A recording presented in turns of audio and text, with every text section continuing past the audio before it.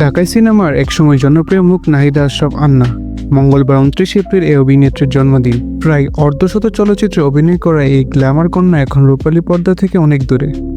ব্যস্ততা তার পরিবার ও পার্লার ব্যবসা ঘিরে। চলচ্চিত্র জীবনে অভিজ্ঞতা নিয়ে আন্না বলেন, মান্না ভাই, দীপজল সাহেব, সাকিব, রিয়াজ, ফেরদৌস ভাই সবার সঙ্গে কাজ করেছি। আমি নিজেকে খুবই লাকি মনে করি। কিন্তু কেন তিনি এখন রূপালী পর্দা থেকে দূরে? এমন প্রশ্নের উত্তরে অভিনেত্রী আন্না বলেন, একদিন রাতে স্বপ্নে কিয়ামত হতে দেখে এক রাতের মধ্যেই অভিনয় ছাড়ার সিদ্ধান্ত নেই। সঙ্গে সঙ্গে তওবা করেছি, আর কখনো অভিনয় করব না। আমি কিয়ামত দেখেছি স্বপ্নে, দেখার সাথে সাথে আমার মনে হচ্ছে যে না, আমি তোবা করে ফেলবো, এবং আমি তোবা করে ফেলছি যে আমি আর কখনো অভিনয় জগতে থাকবো। শিশু শিল্পী হিসেবে অভিনয় শুরু করে আন্না হয়ে উঠেছিলেন পর্দার পরিচিত মুখ। 2006 সালে ফটো সুন্দরী প্রতিযোগিতায় রানার আপ হয়ে সবিজে পা রাখেন।